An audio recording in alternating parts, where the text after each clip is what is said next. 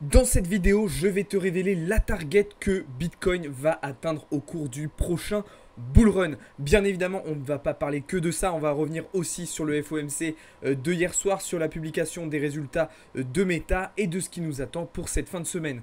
Juste avant de commencer, comme d'habitude, je vous invite à vous abonner si ce n'est pas encore déjà fait et surtout, très important, à nous rejoindre dans le serveur Discord, c'est là-bas que tout se passe. Vous avez tous les liens en bio et en description. Allez, c'est parti les amis, on va commencer tout de suite avec, comme tous les jours, un premier point sur les actualités.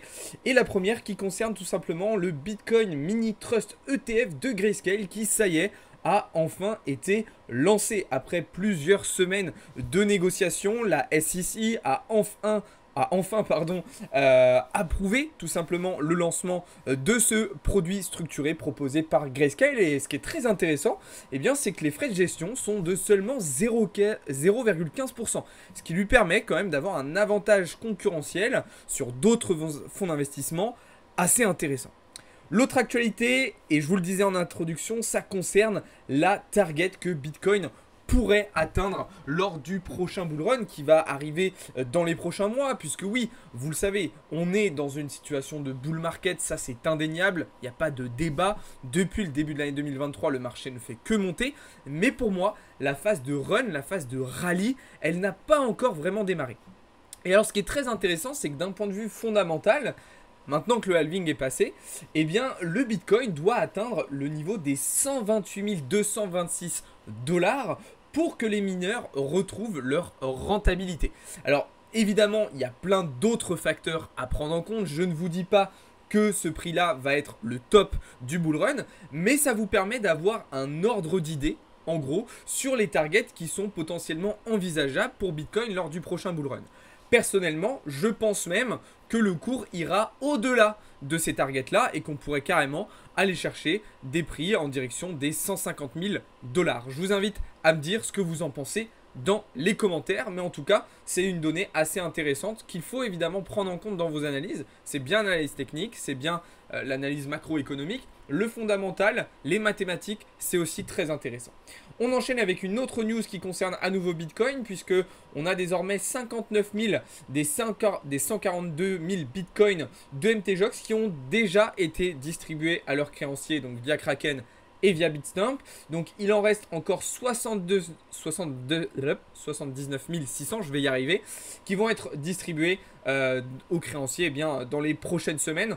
Bon, globalement, vous voyez bien que ça a été pricé par le marché et que ça n'a pas tant d'impact que ça, contrairement à ce qu'on aurait pu penser. En fait, il y a eu plus du FUD qu'autre chose au moment où il y avait aussi le gouvernement allemand qui vendait ses bitcoins, mais rien de très alarmant pour le moment. Et puis on termine avec une dernière news qui concerne cette fois-ci la dette américaine qui a dépassé cette semaine les 35 000 milliards de $. C'est absolument délirant. On en avait déjà parlé plusieurs fois sur la chaîne dans certaines vidéos et dans certains podcasts. En tout cas, on a un certain nombre d'analystes qui pensent que ça pourrait favoriser l'adoption en fait du Bitcoin, puisqu'on a un certain nombre d'investisseurs qui vont chercher à se positionner sur des valeurs refuges justement pour se protéger de la dévaluation de la monnaie et en l'occurrence du dollar. Je vous invite là aussi à me dire ce que vous en pensez dans les commentaires.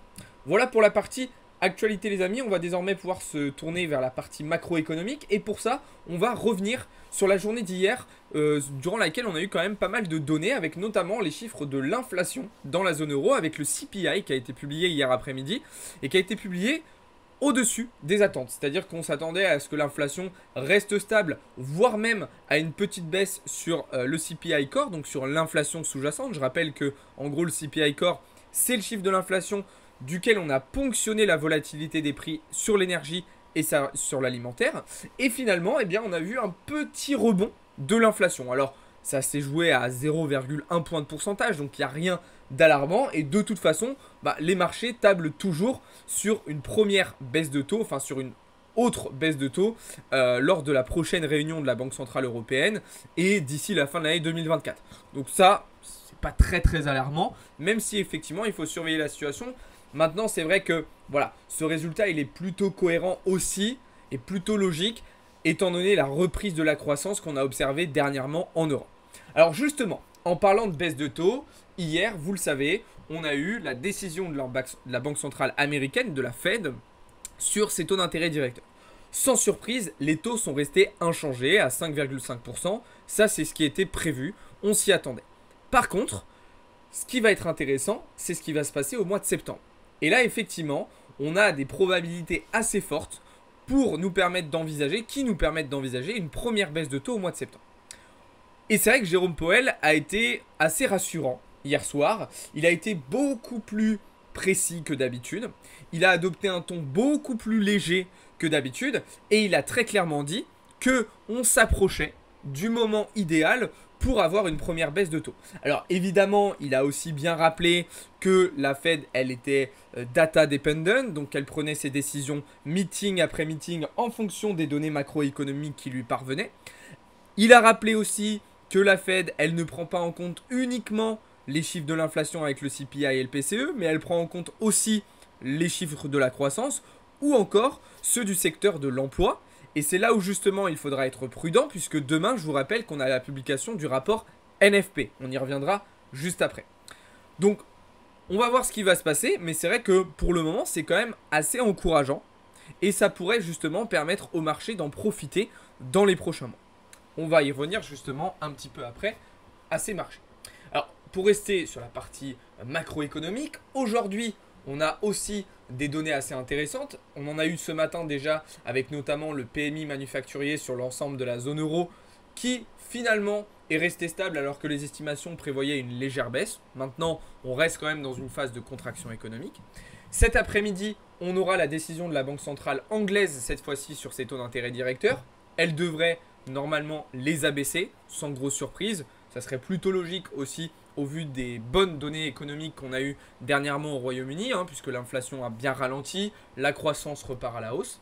Du côté américain, on aura comme tous les jeudis à 14h30 les inscriptions MAD hebdo au chômage qui sont attendues globalement stables.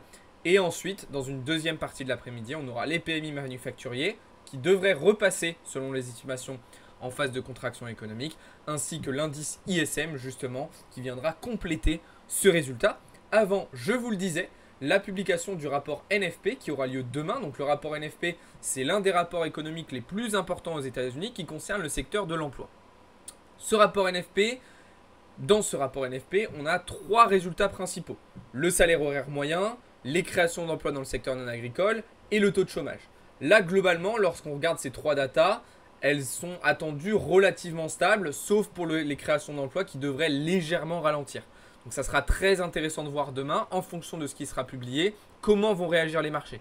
Mais je pense que, vu ce qu'a dit Powell hier, ce rapport va probablement entraîner pas mal de volatilité sur les marchés. D'ailleurs, de la volatilité, on en observe quand même pas mal en ce moment. Et en plus, on voit bien quand même que c'est l'été et qu'on a certains trous de liquidité par moment et des mouvements qu'on ne retrouve pas forcément en règle générale le reste de l'année. Donc il faut quand même être prudent vis-à-vis de tout cela. Voilà donc pour la partie macroéconomique. On va désormais pouvoir se tourner sur la partie microéconomique. Puisque vous le savez, cette semaine, on a beaucoup de earnings d'entreprises. Et on avait notamment hier soir l'entreprise Meta, donc anciennement Facebook, qui publiait ses résultats. Des résultats qui ont été particulièrement bons à nouveau avec un chiffre d'affaires qui a été supérieur aux attentes et supérieur au trimestre précédent. Et surtout un BPA, donc le bénéfice par action, qui a augmenté de manière significative. Et au-delà de ça, Meta a publié des prévisions très optimistes pour le 3e trimestre 2024.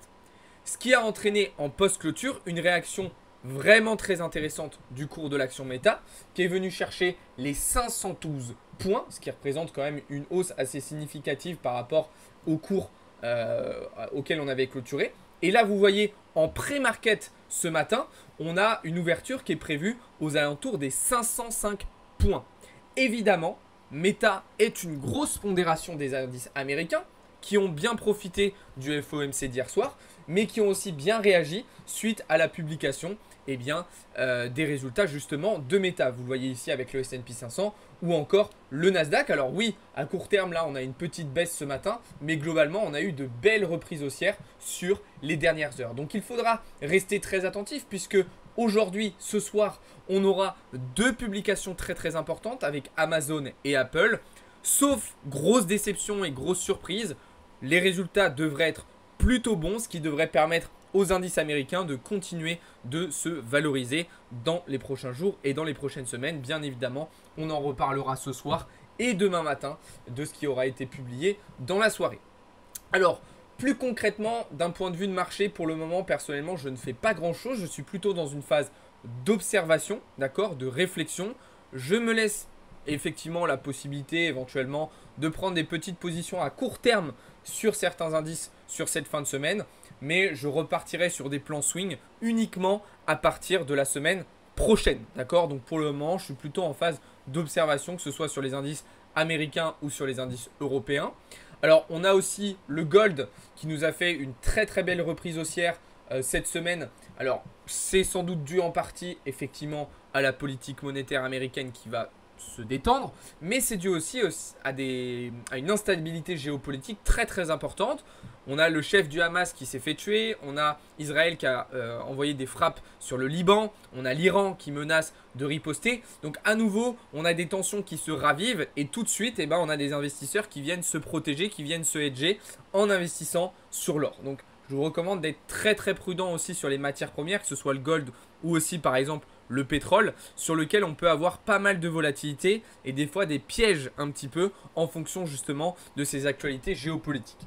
Et puis du côté des cryptos, pour le moment, pas mal d'incertitudes là aussi. Moi je pense qu'à court terme, on a vraiment besoin de venir swept ce niveau des 63 300 $, d'accord. Il y aura deux options, soit on va être capable juste de swept et de réintégrer ce niveau, et dans ce cas-là, je pense qu'on ira rapidement chercher les ATH. Soit en fait, venir chercher cette zone va entraîner une cascade de liquidation qui alors là pourrait nous ramener plutôt en direction du bas du range. Donc pour le moment sur BTC, je ne fais rien. J'attends qu'on vienne récupérer cette zone et en fonction des réactions qu'on aura sur ce niveau clé, je prendrai des décisions. Pour autant, la correction qu'on a eue sur le marché crypto m'a permis de réaliser à nouveau des bénéfices sur Ethereum, sur lequel on s'était positionné à la vente. Donc là, j'ai pris des profits ce matin étant donné qu'on est arrivé sur une structure 1 heure assez importante.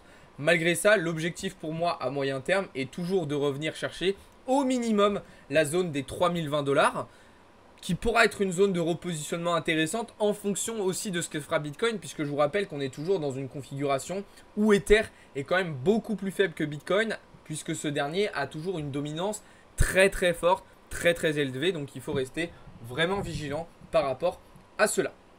Cet après-midi, les amis, on se retrouvera à 15h15 pour la session trading du jour. À 18h, vous aurez rendez-vous avec Théo pour les actualités. Et ce soir, pour les membres premium, séance de prépa bullrun.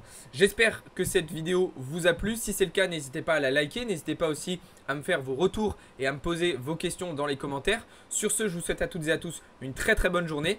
Ciao les amis, c'était Alex pour Blockchain Capital.